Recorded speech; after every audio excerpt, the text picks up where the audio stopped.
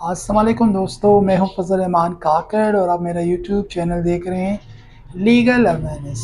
आज के legal awareness के नशिस्त में मैं बात करूंगा, अगर वालिद अपनी पूरी प्रॉपर्टी किसी एक बेटा या बेटियों के नाम करता है, बाकी जो बेटियां हैं या जो उनके बेटे हैं उसे महरूम किया जाता है। कानून की नज़र में ऐसा करना क्या लीगल है? क्या इस तरह का जो ट्रांसफ़र है या ईबा का जो प्रोसीजर है उसे चैलेंज किया जा सकता है? तो आज का जो पहलू बड़ा इंपॉर्टेंट टॉपिक है, आप दोस्तों से रिक्वेस्ट है चैनल के साथ बने रहें।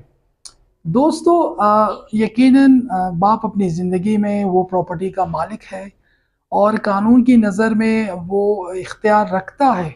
अगर वो अपनी पूरी जायदाद किसी एक बेटे को ओश आवाज़ में वो बिल्कुल तंदुरुस्ती की हालत में करता है, तो कानून की नज़र में ऐसा करना कोई जुर्म नहीं और ना ही कोई इलीगलिटी है।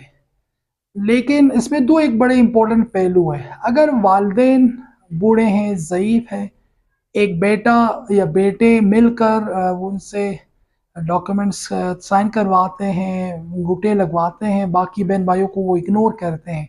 अगर उसमें कोई फ्रॉड एलिमेंट शामिल है, फ्रॉड के ज़रिए ट्रांसफ़र अगर हुआ है, हिब्बा हुआ है, बहन भाइयों को महरूम किया गया है, तो इस तरह की सूरत हाल में फिर वो जो ट्रांसफ़र है, जो हिब्बा है, उसे आप चैलेंज कर सकते हैं। जी दोस्तों, अगर वो फ्रॉड एलिमेंट उसमें शामिल है, उसे आप चैलेंज कर सकते हैं। लेकिन अगर बाप अपनी मर्ज़ी से ऐसा कोई अमल करता है, तो कानून की नज़र में ऐसा करना कोई इलीगल तो नहीं। लेकिन अगर मैं बात शरीयत के हिसाब से करूँ, शरीयत के हिसाब से इस तरह करना बड़ा एक सख्त गुनाह है। वालिद पाबंद है या वालदेन पाबंद है, उनकी जो भी प्रॉपर्टी है वो अपने बेटे और बेटियों में इक्वली तकसीम करें। अगर वो इक्वली तकसीम नहीं करता तो यकीनन वो गुनाह करता है, गुनाह कबीरा की कैटेगरी में ये अमल आता है, तो इसमें सख्त पकड़ है। लिहाजा वालदेन को चाहिए जो भी उनकी प्रॉपर्टी है वो अपनी ज़िंदगी में इक्वली डिस्ट्रीब्यूट करें, जिसका जो हक बनता है। बेटियों को महरूम नहीं होना चाहिए, बेटों को महरूम नहीं होना चाहिए।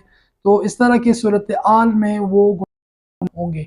लेकिन अगर वो अपनी मर्ज़ी से करते हैं, कानून की नज़र में अगर वो उसके हिसाब से करता है, तो वो लीगल है। अगर फ्रॉड एलिमेंट शामिल है और जो ट्रांसफ़र एक्ट बेसिकली इस कानून को डील करता है, उसके मुताबिक कोई ज़ईफ़ शख्स, बीमार शख्स अपनी प्रॉपर्टी ट्रांसफ़र नहीं कर सकता। लेकिन अगर वो तंदुरुस्त है, सेहतमंद है और अगर वो करता है तो उस अमल को पर कोई फिर एतराज़ नहीं। लेकिन दूसरी बड़ा पहलू, इम्पोर्टेंट पहलू, अगर फ्रॉड करता है, एक बेटा बाकी बेटियों को इग्नोर किया जाता है, तो उसको आप चैलेंज कर सकते हैं। तो सिविल अदालत के ज़रिए फिर आप अपना राइट जो है वो सब ले सकते हैं। इसके हवाले से मुख्तलिफ अदालतों के फ़ैसले भी हैं। लाहौर हाई कोर्ट का बड़ा मशहूर फ़ैसला 2019 का एक फ़ैसला है, जिसमें इसी बात पे बड़ा डिस्कशन हुई। वालदेन ने बेटियों को बाईपास किया था या किसी बेटे को उन्होंने एक जायदाद दी थी, तो वो पूछना चाह रहे थे कि क्यों उसे बाईपास किया गया। ये शरीयत के हिसाब से ये गुनाह है, गलत काम है, नहीं होना चाहिए। तो दोस्तों, आज का सेशन यहाँ तक। कोई भी अगर सवाल वगैरह पूछना चाहें, इस हवाले से आप हमसे सवाल कर सकते हैं। So thank you so much for watching me.